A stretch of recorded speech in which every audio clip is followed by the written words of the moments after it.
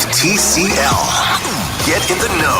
Non-stop Vikings talk. It's Purple Daily on Score North and ScoreNorth.com. Player, there are going to be teams lining up for him. The Bengals, the Vikings, the Packers, the Texans, maybe even the Seahawks. Don't be surprised if by tonight, Thuney is one of, if not the highest paid guards in football. Welcome in to Purple Daily, Mackey Judd, Declan, and welcome in to the tampering period, the legal tampering period, boys. Breathe it in. Free agency week has arrived. It's all on right now. Phone calls are starting. Excitement is starting. The best, I think it might be, and the NBA would be a close second if I'm right here. Here we go. But I think it might be the best free agency period in sports. Wow. Because it's the NFL. Better than baseball? Well, I really enjoy baseball. What's great about baseball is the months that you have on end to chew on star players, just basically living on the open market. I mean, like Trevor Bauer, how great was Bryce Harper? God, I love that year when it was just great when he sat there till spring training. It was great. Yeah. So much fun. Each morning I woke up, I said, is this the day that Bryce signs? Dude, Bryce Harper sat there for like 4.5 months, like literally the most high profile, exciting free agent we've seen in years. And today, 3 days before you can actually sign free agents, we're going to have like left guard Joe Thuney, Thuney, however he wants his name to be pronounced. It's mania right now. Joe Thuney mania. So here's what's going to happen on today's episode. And by the way, we've got you covered all week long. Purple Daily is your home for daily Vikings entertainment. We're going to have all the latest news and information and rumors, and Judd is doing his own digging and reporting. And so we're going to give you the latest. We have a couple names we're going to throw out that are very interesting that are tied to the Vikings. And we also have some time for a little mock draft Monday and emergency episodes throughout the day and the week as needed. But let's cheers to the beginning of a glorious week in NFL free agency, a week where the Vikings fix all of their problems and become a Super Bowl contender. Cheers, some Corona hard seltzer, Declan Goff. Oh, I can't wait. If Joe Thuney is signing here in the next couple hours or by this evening, there will be a couple Stone Cold Steve Austin Corona hard seltzer cans being poured over this guy here. And then there could be numerous flavors involved. There could be a lime. There could be a cherry. There could be a mango. There could be a blackberry lime. There's plenty of flavors at the disposal because Joe Thuney is the only offensive guard made with pure beach vibes. Because Corona hard seltzer has a refreshing splash of fruit flavors such as tropical lime, mango cherry, and blackberry lime. Corona hard seltzer is a tasty spiked sparkling water with a splash of natural fruit flavor that allows you to enjoy the moment. In each can, Corona hard seltzer has 0 carbs, 0 sugar, 90 calories, and is gluten-free. Relax responsibly. Corona hard seltzer spiked sparkling water with natural flavors, imported by Crown Imports, Chicago, Illinois. Boom. Also, just a quick note, we're giving away $100 every day through the Score North app. And we're doing it through March 26th.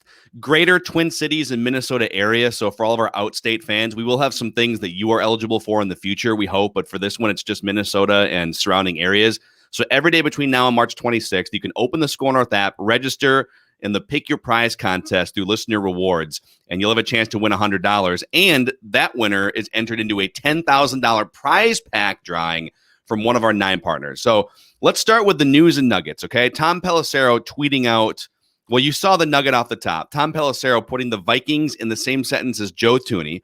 Tom Pelissero now just tweeting out, the Vikings are finalizing a revised contract with linebacker Anthony Barr. We did a deep dive on this on yesterday's episode, who will now make $10 million in 2021, a fully guaranteed $9.4 million salary, plus $600,000 in bonuses, instead of the $12.9 million he was set to make. And Judd, it sounds like this is going to clear at least $5 million in cap space immediately for the Vikings. Does that sound right? Yes. And so I believe they started, we talked about this on our emergency edition that we crashed with Declan last night. I believe they started yesterday approximately $9 million under the salary cap. So this is going to put you approximately $14 million plus, which gets you closer and closer to being able to make at least one splash signing. And if you do it right, possibly two, depending on how those contracts work out. But yeah, Anthony Barr had 2 choices. One is restructure your contract, and it's not going to kill you. but you're going to do it or we're going to trade you. And I think that he called a bluff at first and said, I'm not going to restructure. And the Vikings came back and said, okay, we're actively talking to teams that, by the way, would like to have you. And he said, I'll restructure. Making Barr 2 for 2 now in basically coming back to the Vikings and saying, you know what, I really don't want to leave my guy Zim. Other news and notes. I'm just going to clear this out so we can get to the real juicy stuff here. Kevin Zeitler, he was released by the Giants to save cap space, so he became one of the top 5 or so free agent guards on the market. Well, he signs with the Ravens. So if you get released, like Kyle Rudolph, like you can sign if a team offers you a contract before the window opens for the other free agents. So the Vikings are not in on Kevin Zeitler. Chad Graff reporting the Vikings are also sniffing around cornerbacks. But let's get to the real juicy stuff here. Tom Pelissero reporting the Vikings are one of a handful of teams that are going to be very, very much in the mix on the best left guard available in free agency, one of the best offensive linemen in the NFL. I believe he's 29 years old, Joe Thuney.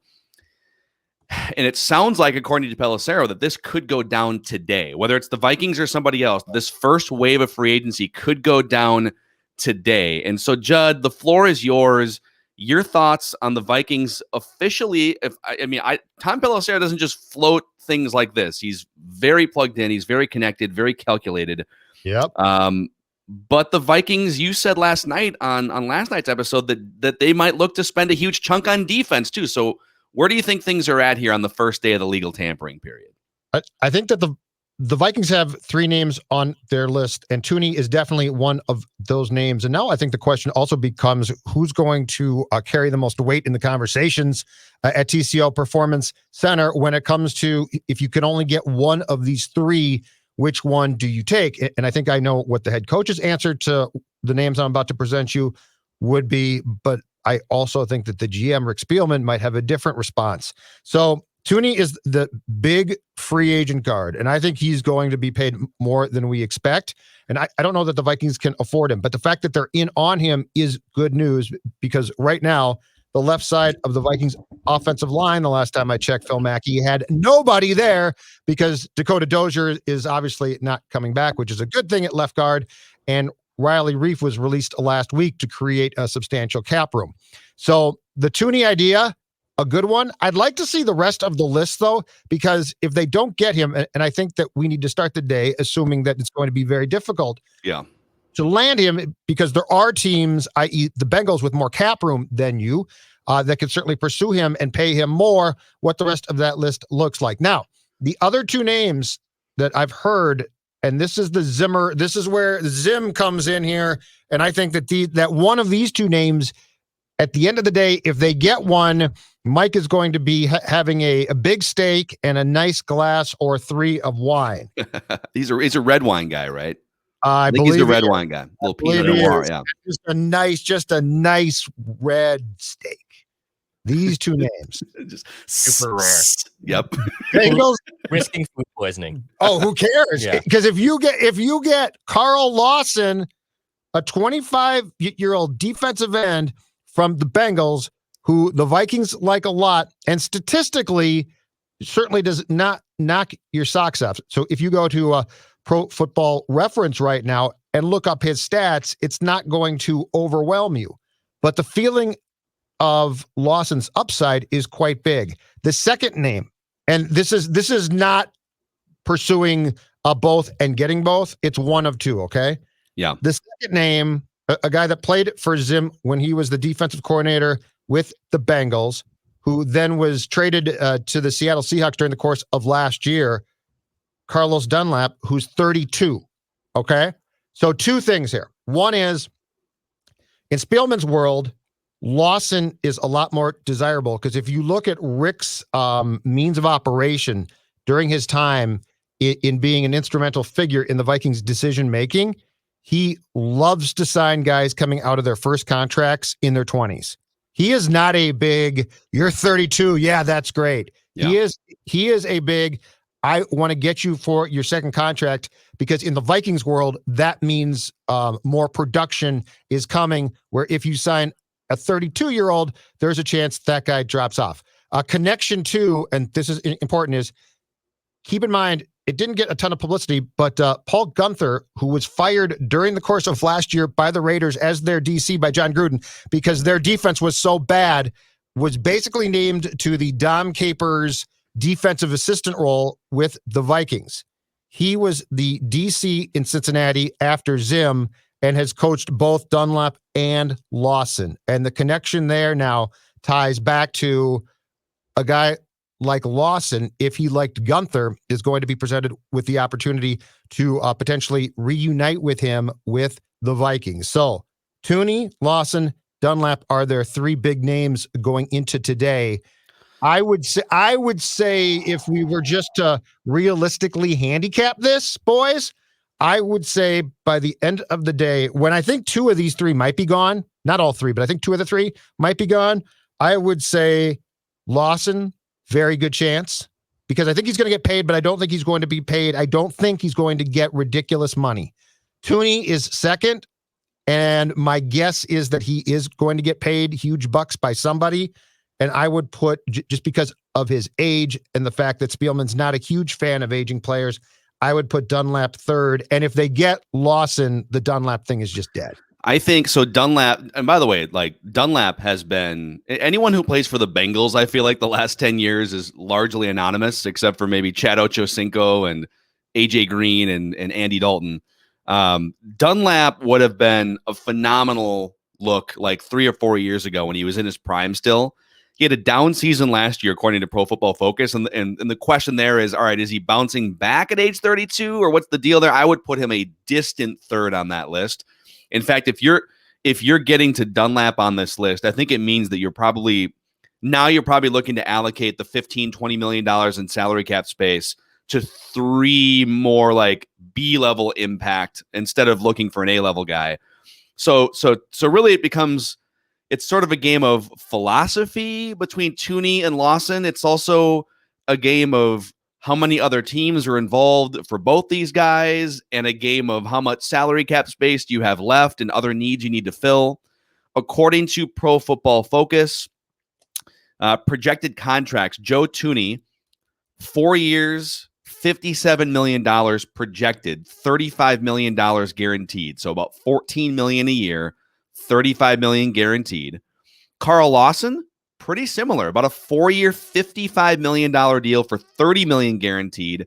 So both of those guys, if Pro Football Focus is right, both of those guys are going to make about the same amount of money. If the Vikings can, let's say the Vikings can say goodbye to Shamar Stephen, restructure Harrison Smith, maybe they restructure Adam Thielen, who's kind of getting toward the end of his guaranteed money. Maybe you can clear $20 to $25 million in cap space. One of these guys would eat up more than half of that for sure. Mm-hmm.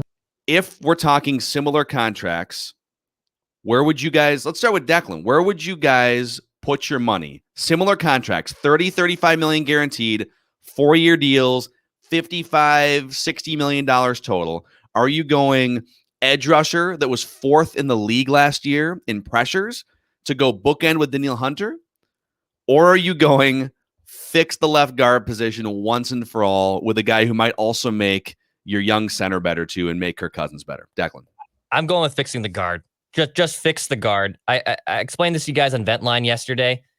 This is a no-lose situation to go and put a lot of money on the interior of the offensive guard. Number one, if it works, and Joe Thuney, who's been one of the best in the league, it allows Kirk to cook. # let Kirk cook. So that's great. Now Kirk has no excuses. You got an interior offensive lineman. This is awesome. Woo, now we can stop complaining about the line.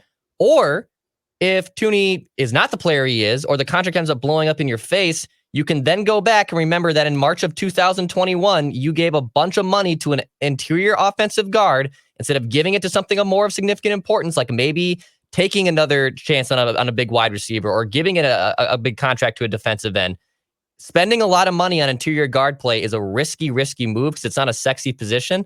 But I'm more inclined to just say, let's fix the offensive line and see what happens, because I would love to see how it plays out. First of all, I'll say this. It's high time that the Vikings go into the free agency period with a plan to strengthen their lines. Like, this was the Childress plan back in 2006, and it's a good starting place.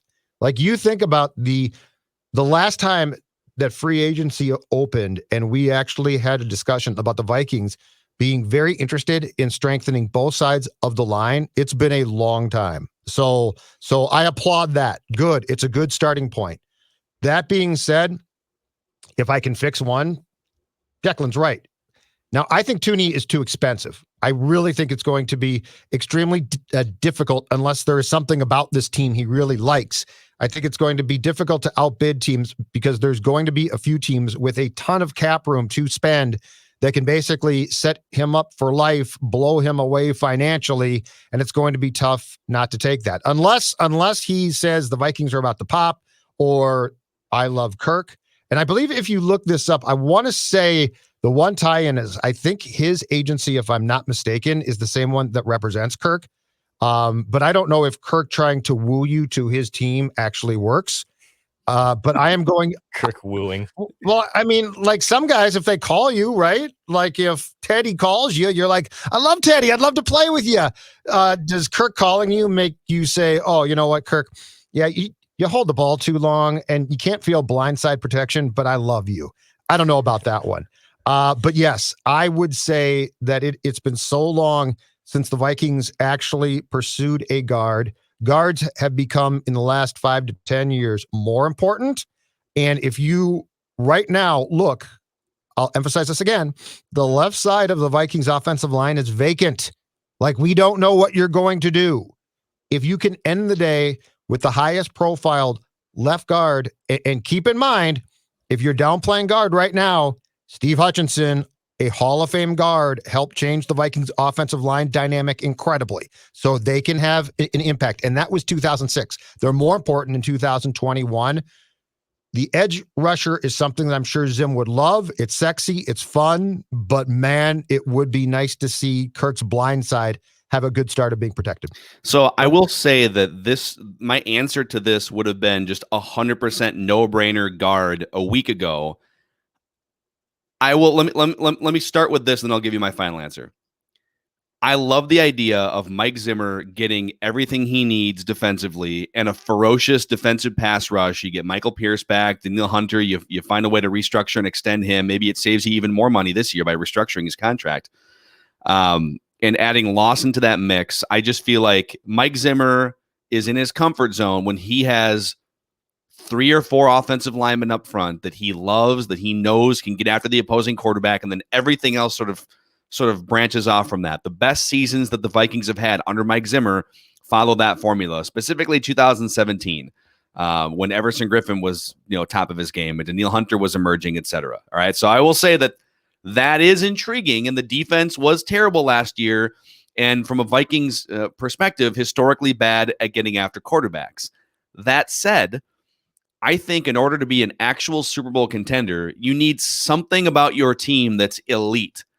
And I don't think bringing Danielle Hunter and adding, I still think even if you were to bring in Lawson and bring back Danielle Hunter, you're still not the best defense in the NFL. I don't think. I think there's too many other question marks around.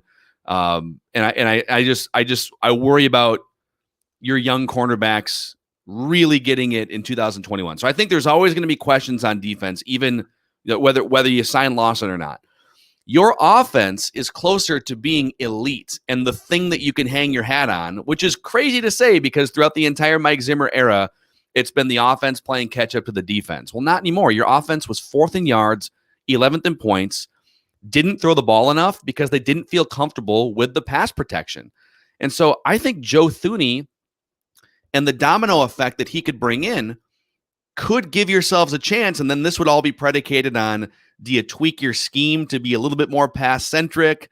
Can Kirk Cousins rise up to the moment in some of the bigger games against winning teams, right? These are all questions that you're still waiting for answers on. But the excuse of offensive line still exists.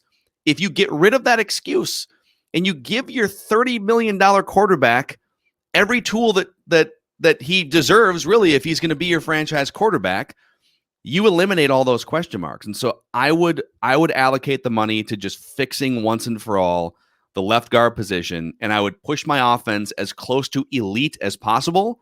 Yep. And then I would ask my defensive-minded head coach, take the pieces that you have on defense, and we'll draft someone for you. Maybe we'll even draft a a defensive lineman in the first round for you. We'll still spend some money on. We'll have some free agency money left over after signing Thuney, but it's up to you, Mike. You're going to have to mold this thing without perfect pieces defensively, because we are that close to making this offense top 5 in the league solidified if we could just get some better pass protection. So we're all in lockstep. We would spend the money on Thuney, the three of us, it sounds like.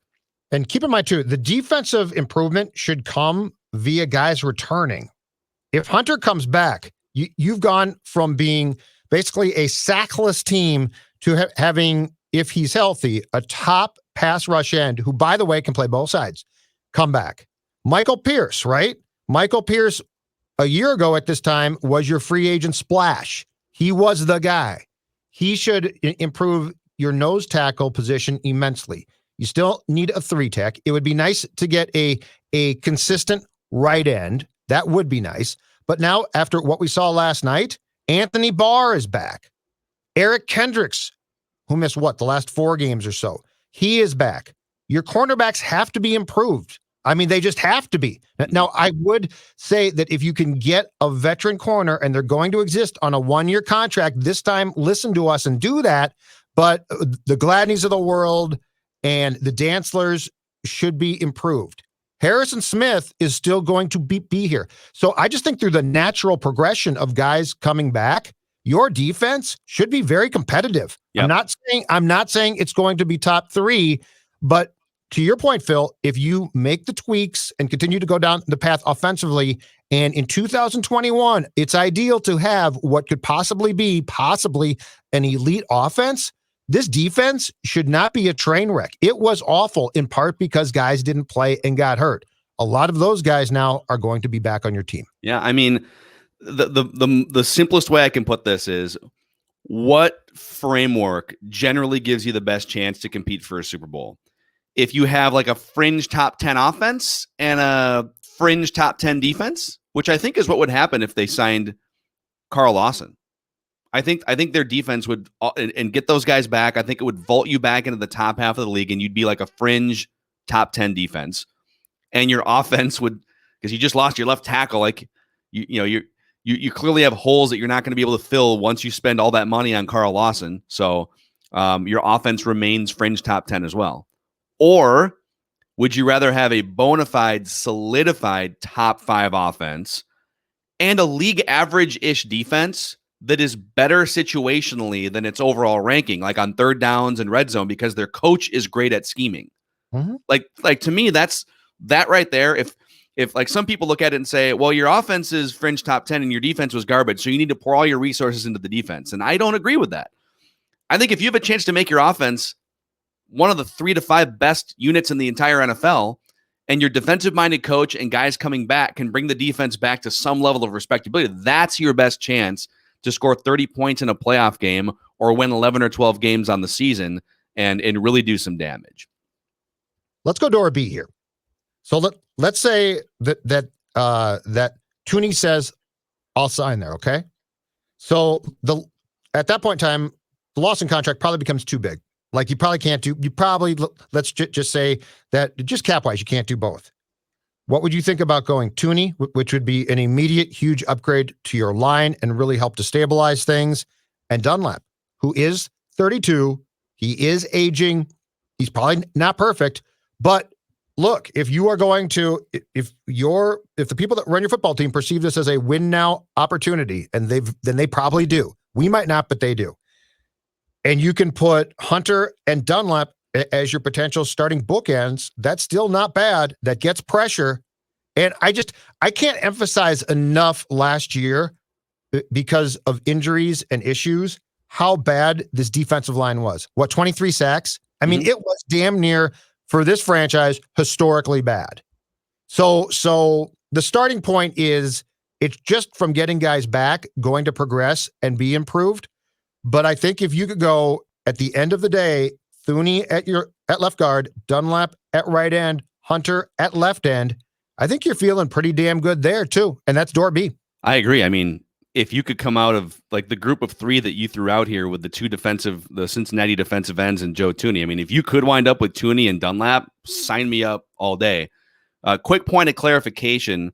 the Vikings are going to wind up saving $2.9 million in cap space on that Anthony Barr contract, giving them around $12.25 million in overall cap space right now. And that's before Shamar Stephen. That's before Harrison Smith, Adam Thielen. I also feel like a Danielle Hunter extension is brewing. Yeah. I don't think you work this hard to clear space, keep Anthony Barr for 1 year, right? And then trade Danielle Hunter or trade Kirk Cousins. We could debate all day long if they've had offers for Kirk Cousins, should they have entertained them? We can debate that all day long. But what are they actually doing? It looks like they're lining up for a major push in 2021. And to me, that would signify a Danielle Hunter contract extension that brings his cap number down in 2021 to save them even more room to get even more help in free agency and then push those cap hits out into future seasons. Do you think they've gotten phone calls on Kirk Cousins here? We can do a full Kirk Cousins episode at some point this week, but that chatter has kind of died down. Well, I think they did. I think that they said no. And I don't know if the no started with the Wilfs or Spielman or where, but I think there's no question that after the deal that the Rams and Lions made with Stafford going to the Rams and obviously with Jared Goff going back to Detroit, I think after that, they definitely got some calls. And I think that they contemplated it and internally said no. Again, we might not agree, but because of where people, i.e. Spielman and Zim are contract-wise, they perceive this as they need to win right now. And so they are going to push. Now, my question quickly on the Danielle Hunter situation, and we don't know this, is are you right, Phil? And are they prepared to extend him and bite the bullet and possibly incentivize it a little bit at first just in case the neck proves to be a problem? And will he take that? Or are they just confident that he is going to blink and come back for 2021? And then if he does that and plays well, that they would reward him with a long-term rich contract starting in 2022. That I don't know, and I don't know how high what the stakes of the poker game are there. But I think right now the Vikings are very confident that they are going to have Hunter in some way, shape, or form in 2021. Yeah, yes. That's a game of contractual chicken that I'm not sure I'm willing to pay going into a year in which everyone's jobs are on the line and Super Bowl hopes are in the mix. But I guess, if they really wanted to play hardball, I just think it's to their advantage if they could bring he's the second highest paid player on the team right now before the contract extension. And so if you could rework the deal so that they gain cap space this year and move the rest forward. Let's also acknowledge the tweet that Declan just put up on the screen here from Chad Graff, The Athletic. Despite little cap space, the Vikings are expected to be in on two of the top free agents, Joe Thuney, who we've talked about, and Shaq Griffin. Wow. They'll have plenty of competition for their services, but the Vikings are interested. We haven't really mentioned Shaq Griffin much because we just figure, A, he's going to be the most expensive defensive player that comes off the board, and B, he probably just goes back to the Buccaneers, but the Buccaneers don't have a ton of cap space either, even though they reworked Tom Brady's deal. Wait, their quarterback's trying to help them get cap space. Let me explain this novel concept. Highly paid quarterback says, I want to win football games. Oh, a restructure? Sure, I'll do that to help us win football games. Now that I've explained that, we can get back to Shaq Griffin. I'm sorry. I might be, I'm sorry. Am I mixing up Shaq Barrett and Shaq Griffin? Yes. Shaquille Griffin is the Seahawks. I'm sorry. Okay. Yeah. That is my bad. But he was a Pro Bowl season. Yeah. And correct. He's going to be the top paid cornerback in the league. Okay. That makes sense. So I was thinking about the defensive end, Shaq Barrett, but either way, the Vikings are looking to get splashy with big-time free agents here. Real quick, a shout-out to a couple of our partners here before we get to some more speculation and a mock draft Monday. So Whamatech is here. If you've got a broken-down left guard, they can't help you with that. But they can help you with a broken-down phone, tablet, or laptop. All right? So Whamatech is a trusted supplier of pre-owned cell phones, tablets, and laptops, and new accessories.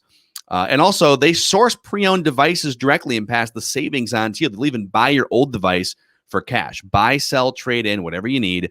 Whamatech.com. They're a local Minnesota-based company, Wamatech.com. That's WAMATEK.com. Also, our friends at Federated Mutual Insurance Company, also based in Minnesota, they recently launched My Shield, which is an amazing online client destination and tool for you business owners out there for risk management resources. My Shield has resources to help your business with all sorts of things, whether it's written policies or other various tools. Think about the things that could involve danger and risk at your company vehicles, company ladders, etc. That's where Federated comes in. Find out more about My Shield and Federated at federatedinsurance.com or download the app. And remember, at Federated, it's our business to protect yours.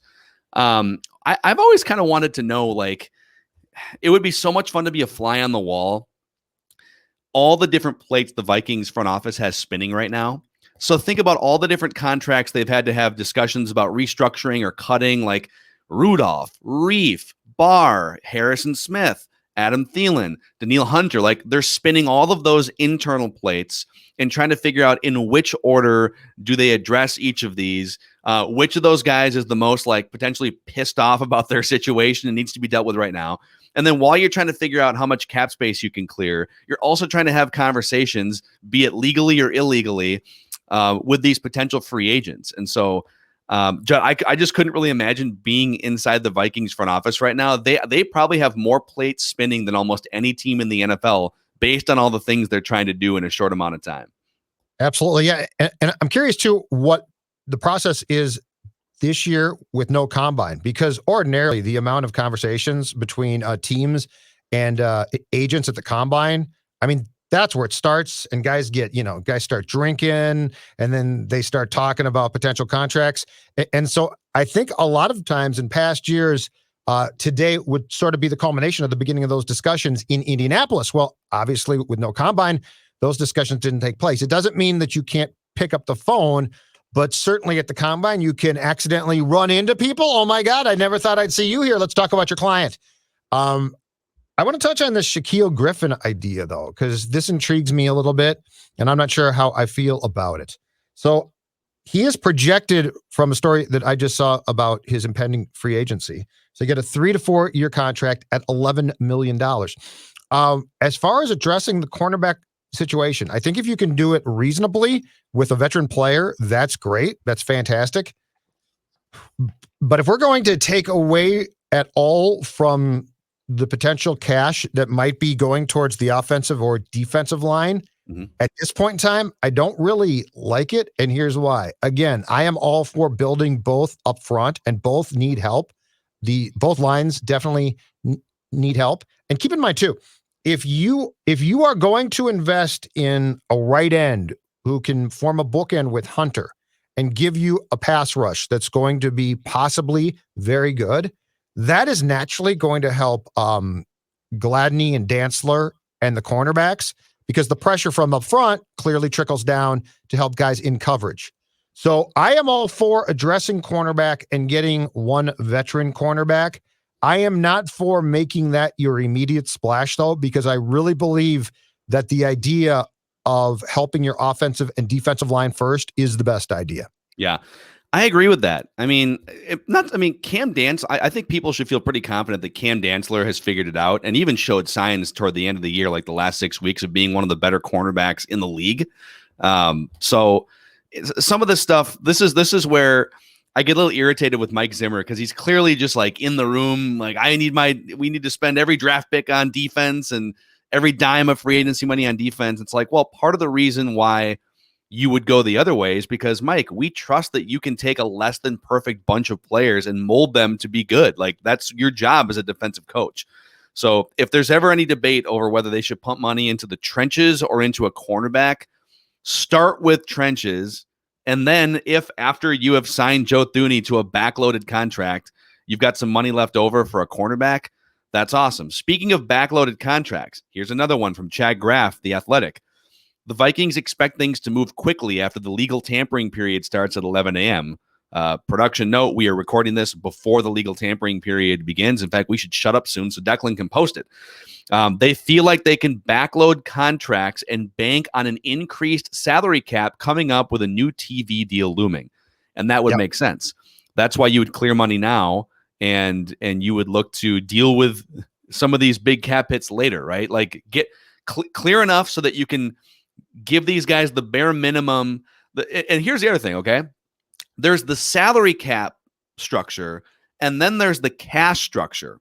So just to get really nuts and bolts here, and you tell me if I'm wrong on this, Judd, but the bigger the signing bonus, the easier it is to spread that part of the salary cap out to future years, because the signing bonus can be spread in equal parts into future seasons.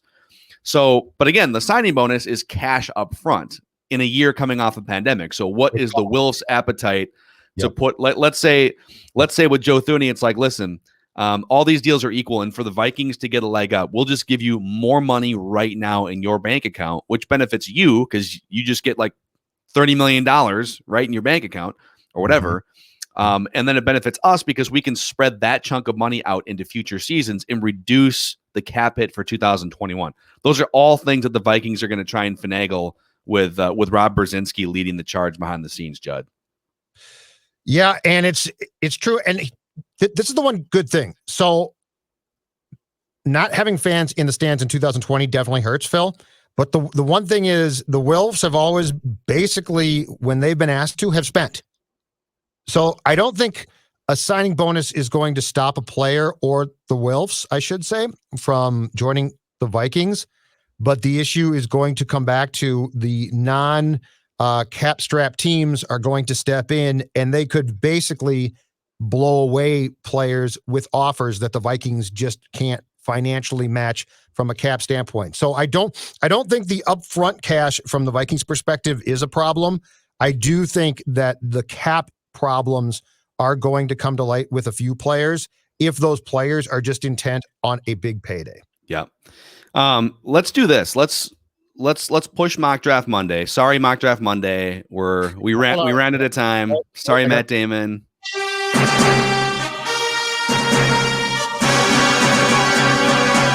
All right. Well, what I just said, what I didn't want, is closer to happening. The Vikings have made an offer to Shaquille Griffin, and nothing is finalized yet, but they are a finalist. Are you reporting this? I'm reporting this, yes. They have made an offer to him. So he's got an offer. So Chad Graff knows exactly what Chad Graff is. You're just dropping this bomb on us right now? Yeah, I wanted to do it before we're done recording. So wow. I mean, it doesn't mean they aren't pursuing guys, but it looks like Zim pounded the table. Is it even? Can they even do that? Are they allowed to do that? Dude, that's not the legal tampering period. Dude, we are going to see deals reported. There is an offer in, so they are definitely aggressively. I think the key takeaway is they are probably more aggressively pursuing cornerback help than I thought they were going to early in free agency. Declan, what should we do here? Should we shut up so you can post this quick before more things happen? I think so. Okay. Let's do that. Executive decision. More is going to happen here. This is a great day. Yeah. This is amazing. This Christmas Day for football. So probably not be the last time you hear from us. I have part-time producer AJ Fredrickson, who's going to be shadowing and also filling in for me while I take a vacation. Clearly on the best time of the year to take a vacation, and he gets to just see this organized chaos play out. So this is even better. Yeah, we'll get you a sports calendar next year so you can have an idea of when things maybe happen. I shouldn't book airplane tickets under the influence of alcohol like a couple months in advance. Maybe I shouldn't have done that. Well, there's that too. So that's a wrap on this episode of Purple Daily. Much more to come, probably even today, for sure the rest of the week. And we appreciate everyone who clicks that subscribe button on our YouTube channel and who also gives us a 5-star rating and a positive review on Apple. See you guys soon.